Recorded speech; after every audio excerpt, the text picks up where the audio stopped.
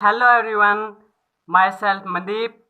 आज हम फिजिक्स में अपना आगे का टॉपिक करने जा रहे हैं। पिछले में हमने प्रकाश के पूर्ण आंतरिक परावर्तन की एक घटना मरीचिका का अध्ययन कर लिया था। अब हम आगे दो घटनाएं रही हुई हैं। दूसरी घटना है हमारी हीरे का चमकना। हीरे का चमकना, ठीक है। तो सबसे पहले इसमें क्वेश्चन बनता है, उस हिसाब से समझाता हूँ। कोई पूछ सकता है हीरे के चमकने का कारण क्या है? क्या पूछ सकता है हीरे के चमकने का कारण क्या है? तो हीरे के चमकने का कारण, कोई पूछ सकता है हीरे के चमकने का कारण क्या है, तो क्या लिखेंगे? हीरे के चमकने का कारण पूर्ण आंतरिक परावर्तन है। हीरे के चमकने का कारण क्या है? पूर्ण आंतरिक परावर्तन है। अब आपसे कोई पूछे हीरे के चमकने का कारण क्या है एग्जाम में, तो कह देना पूर्ण आंतरिक परावर्तन है। फिर पूछ सकता है हीरे का अपवर्तनांक कितना होता है, तो लिख सकते हैं हीरे का अपवर्तनांक 2.42 होता है। हीरे के चमकने का कारण क्या है? पूर्ण आंतरिक परावर्तन। हीरे का अपवर्तनांक क्या होता है? 2.42। तो हीरे का क्रांतिक कोण, हीरे का क्रांतिक कोण बहुत ही आसान है। ये याद हो गया तो समझ लीजिए, याद हो जाएगा। 2 का 2 लिख लीजिए, पॉइंट हटाइए 4 लिख लीजिए, और पॉइंट में से कम कीजिए, मीन्स 24.1 होता है। 24.1 होता है, ठीक है। हीरे के चमकने का कारण होता है पूर्णांतरिक परावर्तन, अपवर्तनांक होता है 2.42, क्रांतिक कोण होता है 24.1, ठीक है। हीरे को क्या किया जाता है? हीरे को इस प्रकार घिसा या काटा जाता है। हीरे को इस प्रकार घिसा या काटा जाता है कि हीरे को इस प्रकार घिसा या काटा जाता है कि इसमें प्रवेश करने वाले प्रकाश का, कि इसमें प्रवेश करने वाले प्रकाश का, करने वाले प्रकाश का पूर्ण आंतरिक परावर्तन हो। पूर्ण आंतरिक परावर्तन हो, इसमें प्रवेश करने वाले प्रकाश का पूर्ण आंतरिक परावर्तन हो। ओके, स्क्रीनशॉट ले सकते हैं इस घटना का। हीरे के चमकने का कारण पूर्ण आंतरिक परावर्तन है, अपवर्तनांक 2.42 होता है, क्रांतिक कोण 24.1 होता है, और इस प्रकार घिसा या फिर काटा जाता है कि इसमें प्रवेश करने वाले प्रकाश का पूर्ण आंतरिक परावर्तन हो। ओके, अब हम अध्ययन करने जा रहे हैं नेक्स्ट घटना, जिसे कहते हैं प्रकाशिक तंतु। क्या है प्रकाशिक तंतु? प्रकाशिक तंतु किस उपयोग में लिए जाते हैं? कोई पूछ ले प्रकाशिक तंतु का उपयोग, कोई पूछ ले प्रकाशिक तंतु किस उपयोग में लिए जाते हैं, तो आप बता पाएंगे। प्रकाशिक तंतु का उपयोग सर्वे या दृश्य, क्या सुनने वाले या दिखने वाले संकेतों को लंबी दूरी तक पहुंचाने में, को लंबी दूरी तक पहुंचाने में, लंबी दूरी तक पहुंचाने में। तो आपसे अब कोई पूछ ले कि प्रकाशिक तंतु का उपयोग क्या होता है, तो कह देना कि प्रकाशिक तंतु का उपयोग सर्वे या दृश्य संकेतों को लंबी दूरी तक पहुंचाने का होता है। आप कई बार अपने शहर या फिर गांव में देखते होंगे कि आपके पास से, मीन्स आपकी गली से कोई एक खाई सी खोदी जाती है, जिसके अंदर एक अलग तरह की नली ले जाई जाती है। वो नली और कुछ नहीं होता दोस्तों, वो प्रकाशिक तंतु होता है, क्योंकि उसमें आने वाले सर्वे या दृश्य संकेतों को लंबी दूरी तक बिना किसी परिवर्तन के बहुत जल्दी से जल्दी पहुंचाया जाता है। अब आपसे कोई पूछ सकता है कि प्रकाशिक तंतु किससे बनाए जाते हैं, तो आप लिख सकते हैं प्रकाशिक तंतु क्वार्ट्ज, क्वार्ट्ज दिख रहा है ना, क्वार्ट्ज। इसको यहाँ एक बार और लिख लेता हूँ, क्वार्ट्ज, ताकि आपको अच्छे से समझ में आए। क्वार्ट्ज या कांच के लंबे तंतुओं से बनाए जाते हैं। कांच के लंबे तंतुओं से बनाए जाते हैं। ओके, तो अब आपको इन दोनों क्वेश्चनों में दिक्कत नहीं रही होगी कि भाई प्रकाशिक तंतु किससे बनाए जाते हैं, क्वार्ट्ज या कांच के लंबे तंतुओं से। तो इसका उपयोग क्या है, सर्वदर्शी संकेतों को लंबी दूरी तक पहुंचाने का। तो एक थर्ड क्वेश्चन ये बनता है, तंतु किससे बनाए जाते हैं। तंतु तंतु करोड़, करोड़ बोलिएगा इसे, करोड़ मत बोलिएगा, क्यों बताऊंगा अभी। करोड़ व अधिपट्टन, करोड़ व अधिपट्टन प्रकाशिक तंतु होते हैं ना, इनमें तंतु, प्रकाशिक तंतुओं के अंदर ये तंतु होते हैं ना, तंतु तंतु करोड़ व अधिपट्टन से बनाए जाते हैं। किस किस से, करोड़ व अधिपट्टन से बनाए जाते हैं। क्या, तंतु करोड़ व अधिपट्टन से बनाए जाते हैं। तो करोड़ व अधिपट्टन में अपवर्तनांक किसका अधिक होगा, करोड़ व अधिपट्टन में किसका अपवर्तनांक सबसे अधिक होगा। तो करोड़, बहुत ज्यादा होते हैं तो करोड़ का होगा। करोड़ का अपवर्तनांक, करोड़, करोड़ पता है क्या होती है, करोड़ है ये तो, करोड़। एक होती करोड़ जो कि हमारी पृथ्वी की एक परत होती है, जिसका अध्ययन आपने 10th क्लास में किया होगा। तो करोड़ का अपवर्तनांक अधिपट्टन से अधिक होता है। क्या होता है, करोड़ का अपवर्तनांक अधिपट्टन से अधिक होता है। कोई दिक्कत मेरे हिसाब से तो होगी नहीं। फिर कुछ देखिए, अब प्रकाशिक तंतु का डायग्राम देखेंगे और थोड़ी सी बात और करेंगे। तो ये ले लीजिए स्क्रीनशॉट, ले लिया। ओके दोस्तों, प्रकाशिक तंतुओं की संरचना कुछ इस तरह से होती है, बेलनाकार संरचना सी होती है इनकी। मैंने बता दिया ना, नली आपको बताया था आपके गली के भीतर। इसमें दूसरा ले लीजिए, फिर ये क्या, ठीक है। तो इसमें कोई प्रकाश किरण प्रवेश कर जाती है तो इसका पहले परावर्तन होता है, फिर पूर्णांतरिक परावर्तन, परावर्तन, पूर्णांतरिक परावर्तन, और ये निकल गई हमारी, इस तरफ गई, इस तरफ, इस तरफ, इस तरफ, इस तरफ, और ये निकल गई। ठीक है, ठीक है। प्रकाशिक तंतु में प्रवेश करने वाले प्रकाश का, ये प्रकाशिक तंतु का डायग्राम बना दिया, इससे समझेंगे। प्रकाशिक तंतु में प्रवेश करने वाले, प्रकाशिक तंतु में प्रवेश करने वाले प्रकाश का, प्रकाशिक तंतु में प्रवेश करने वाले प्रकाश का पहले परावर्तन हो गया ना, परावर्तन होता है, जिससे उसका क्रांतिक जिससे उसका आपतन कोण का मान, जिससे उसका आपतन कोण का मान क्रांतिक कोण से अधिक हो जाता है। अगर क्रांतिक कोण से अधिक हो गया तो मीन्स क्या हो गया, पूर्णांतरिक परावर्तन हो जाएगा, क्रांतिक कोण से अधिक हो जाता है, जिससे उसका अपवर्तनांक क्रांतिक कोण से अधिक हो जाता है। प्रकाशिक तंतु में प्रवेश करने वाले प्रकाश का पहले परावर्तन होता है, जिससे उसके आपतन कोण का मान क्रांतिक कोण से अधिक हो जाता है और उसका पूर्ण आंतरिक परावर्तन हो जाता है, और उसका पूर्ण आंतरिक परावर्तन हो जाता है।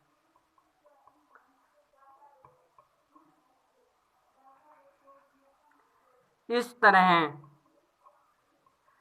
इसमें प्रवेश किए हुए संकेत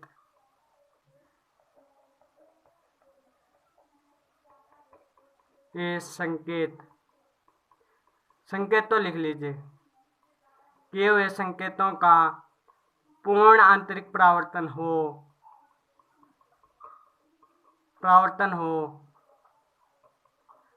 बिना किसी क्षति या परिवर्तन के, बिना किसी क्षति या परिवर्तन के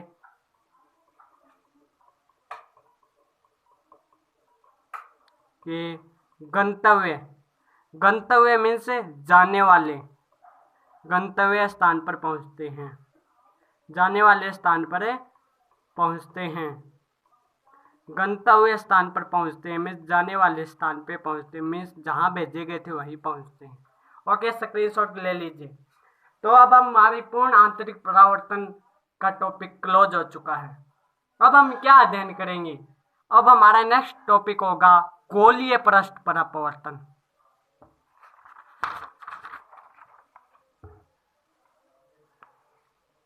हमारा नेक्स्ट टॉपिक है गोलीय पृष्ठ पर अपवर्तन।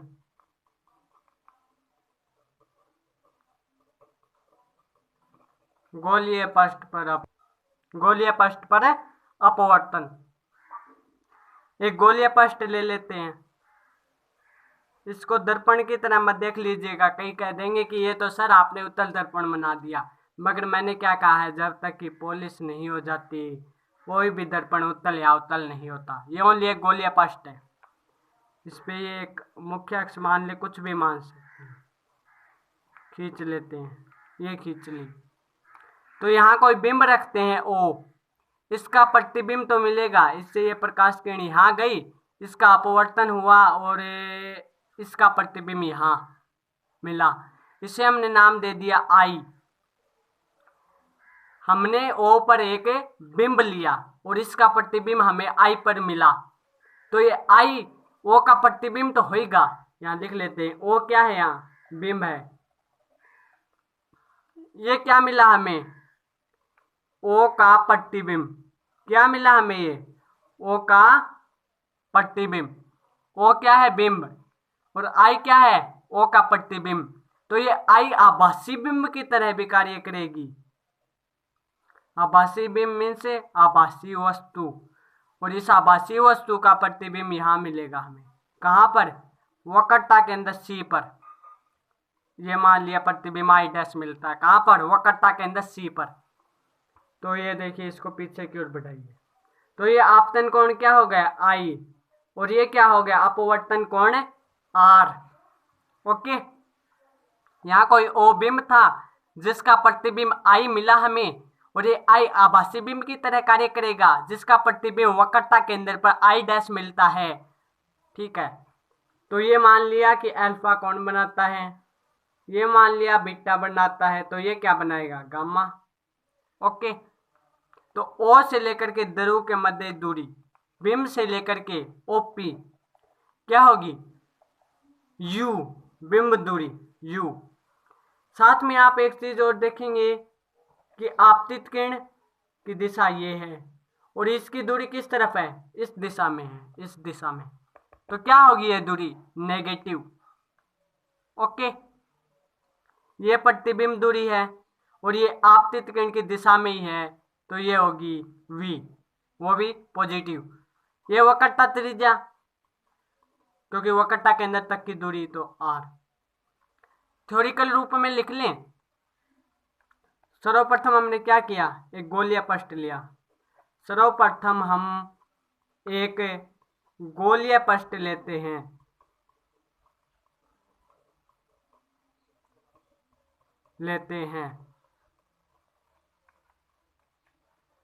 फिर हम ओ पर एक बिंब रखते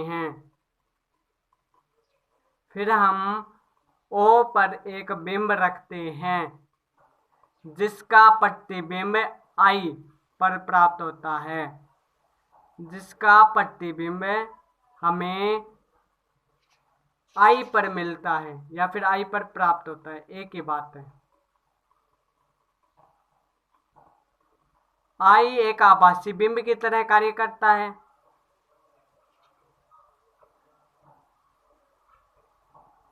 आई एक आभासी बिंब की तरह कार्य करता है, जिसका प्रतिबिंब आई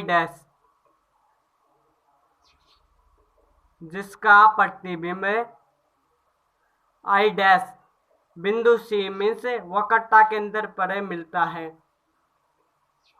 ठीक है, ओ के साथ किरण मीन्स बिंब के साथ किरण क्या कोण बना रही है? अल्फा। वह बीटा के सॉरी आई डैश के साथ क्या बना रही है? बीटा। और आई के साथ क्या बना रही है? गामा। गामा कोण बनाती है। ठीक है, अब आगे बात करते हैं। ये अलग अलग कौन होंगे? tan alpha, tan beta, tan gamma ले लेते हैं, क्योंकि tan होता है ना लंब बटे आधार होता है, इसलिए ले रहे हैं। और ये ले लिया tan गामा, तो ये लगभग बराबर होंगे अल्फा और बीटा और गामा के। तो लंब बटे आधार होगा, इन सभी में लंब सेम है, P Q P Q P Q. कैसे सेम है? देखिए, tan तो लेना ही पड़ेगा क्योंकि लंब अपॉन आधार चाहिए हमारे पास, और कुछ भी नहीं दिया हुआ, ओनली लंब और आधार दिए हुए। अल्फा लेंगे तो ये त्रिभुज हो गया ये। ठीक है, हो गया या नहीं? ये अल्फा ले लिया तो ये त्रिभुज हो गया ये। तो इसमें लंब क्या है? P Q. पी क्यू कैसे? ये इसे बिंदु क्यू मान लिया हमने, पी क्यू आधार ओपी। बीटा ले लिया, इसमें भी क्या है? लंब पी क्यू। गामा ले लिया, इसमें भी लंब क्या है? P Q. ओके दोस्तों, तो tan अल्फा में क्या आएगा? लंब तो पी क्यू होएगा, सब में आधार क्या आ जाएगा? बट्टे माइनस यू, या एक बार लिख लीजिए ओपी। ओपी लिखें या फिर माइनस यू लिख लेते हैं सीधा। एक बार ओपी लिख लेते हैं, अच्छे तरीके से समझ में आए ताकि आपको। ओपी। बीटा क्या होगा? पीसी। क्या होगा? पीसी। और गामा क्या होगा? Gamma P I. क्या होगा? P I. सभी में लंब सेम रहेगा, पी क्यू। अल्फा हो चाहे बीटा हो चाहे गामा हो, आधार इसमें ओपी अल्फा वाले में, बीटा वाले में पीसी और गामा वाले में पी आई। ओके दोस्तों, आगे करें। तो दोस्तों अब हमें अल्फा बीटा और गामा मिल गए हैं, तो अब हम बहिष्कोण नियम लगाएंगे। बहिष्कोण नियम क्या कहता है कि ये जैसे बीटा है, ये कौन से त्रिभुज के बाहर स्थित है? ये देखिए, इस त्रिभुज के बाहर स्थित है, ये देखिए। तो इसके अंदर जो भी दो कोण होंगे ना, इन दोनों के योग के बराबर होगा ये, मीन्स बीटा बराबर होगा आर प्लस गामा। ओके, तो कर लेते हैं। बहिष्कोण नियम से त्रिभुज, क्या है ये त्रिभुज? C Q I. C Q Q C I ले लेते हैं नाम। क्यू सी आई में कौन से त्रिभुज? क्यू सी आई में क्या होगा? Beta equal to R plus gamma. Beta equal to R plus gamma means beta बराबर आर प्लस गामा। लिख लें, बीटा बराबर आर प्लस गामा। गामा तो हमें आर पता ही नहीं है, तो आर ज्ञात कर लेंगे, आर बराबर बीटा माइनस गामा। ओके, तो आर क्या आ जाएगा? बीटा का मान क्या है? P Q upon P C, और गामा का P Q upon P I. Okay, तो इसे इक्वेशन नाम देते हैं, कौन सी? फोर्थ। क्यों? इसे फर्स्ट नाम दे दीजिए, इसे सेकंड और इसे थर्ड। ओके दोस्तों, तो हमें क्या मिल गया? आर मिल गया, ये आर। ठीक है, तो अब ऐसे ही हम और देख लेते हैं। बहिष्कोण नियम लगाएंगे अब हम फिर से। किस में लगेगा बहिष्कोण नियम? आप देखें तो अब बहिष्कोण नियम लगेगा इसके अंदर। ये देखिए त्रिभुज कौन सा है? ये देखिए, ये बाहर स्थित है आई। कौन से त्रिभुज के? क्यू ओ सी के। तो क्या होगा? Alpha plus beta equal to I, means I बराबर होगा किसके? Alpha plus beta. क्यों? बहिष्कोण नियम से त्रिभुज कौन से में? ओ क्यू सी में। ठीक है, I equal to alpha plus beta. लम का पता है, आधार क्या है? अल्फा का तो आधार ये है ओपी, और बीटा का क्या है? ये है पीसी। ठीक है, मिल गया। ये हमारी इक्वेशन कौन सी हो गई? 5th। ठीक है, अब हम स्नेल का नियम काम में लेंगे। कौन सा नियम? स्नेल का नियम। स्नेल के नियम से, स्नेल का नियम क्या कहता है? Sine I upon sine R equal to अन2 upon अन1। मीन्स आपतन कोण की जया व अपवर्तन कोण की जया का अनुपात सदैव नियत रहता है। ओके, तो हम तो क्या कर रहे हैं? साइन आई लगभग बराबर है किसके? आई के। और साइन आर किसके बराबर है? लगभग आर के। तो ये आ जाएगा I upon are equal to अन2 upon अन1। ठीक है, तो आई का मान क्या है? इसमें पी क्यू कॉमन ले लें, 1 upon O P plus 1 upon P C. यहां भी पी क्यू कॉमन आएगा आर के अंदर। वैसे आर का मान क्या है देख लीजिए आप, पी क्यू अपॉन पी सी,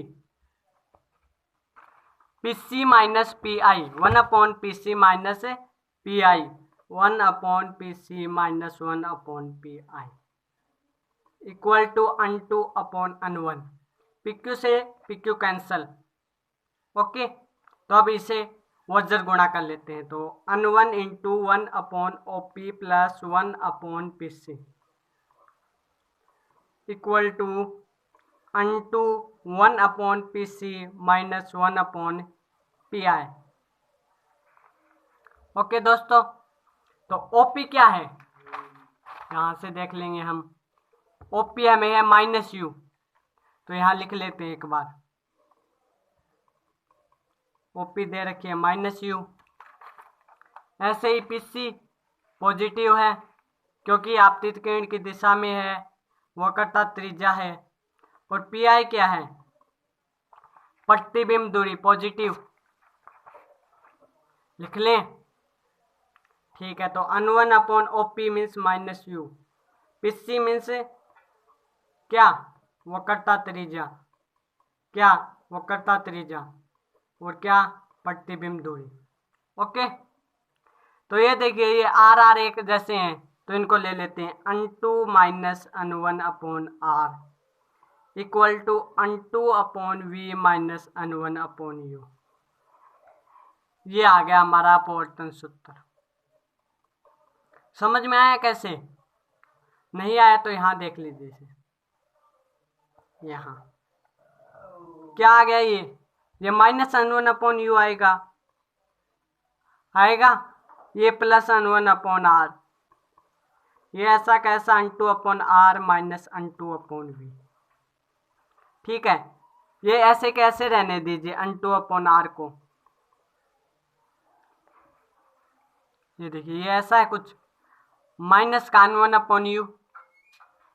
ठीक है, ये माइनस का n one upon u plus n one upon are equal to अन2 upon r minus n two upon v. ये लिख लिया ऐसे। तो इसको इस तरफ ही रहने दीजिए, अन2 अपॉन आर रहने दिया, तो इसको इस तरफ भेज दीजिए और इस आर वाले को इस तरफ उठा लाइए। तो ये किसका है? प्लस का, तो किसका हो जाएगा? माइनस का। क्या? अन1 अपॉन आर। ठीक है, तो ये इधर जाएगा, ये माइनस का था प्लस का हो जाएगा, तो अन2 अपॉन वी। ये माइनस का यहाँ यही रहेगा। ठीक है, तो इसको देखिए क्या आ जाएगा? ये अन2 माइनस अन1, आर दोनों का एक ही था, हार, n two upon v minus n one upon u. इसे ऊपर वाला होता है ना भिन्न के अंदर, उसे अंश बोलते हैं और नीचे वाले को बोलते हैं हार। ओके, तो समझ में आया होगा अपवर्तन सूत्र। तो मैं आशा ही नहीं पूर्ण विश्वास के साथ कह सकता हूँ, I hope that you got it. मैं आशा करता हूँ, आई होप कि आपको समझ में आया होगा। तो वीडियो को लाइक, शेयर और सब्सक्राइब करना ना भूलें। तो एक मोटिवेशनल थॉट आपके लिए, बिना मेहनत किए बिना मेहनत किए हासिल तक तो ताज नहीं होते। बिना मेहनत किए हासिल तक तो ताज नहीं होते। अंधेरे में ढूंढ लेते मंजिल अपनी। अंधेरे में ढूंढ लेते मंजिल अपनी, क्योंकि जुगनू कभी रोशनी के मोहताज नहीं होते। क्योंकि जुगनू कभी रोशनी के मोहताज नहीं होते। Thanks. Have a nice day.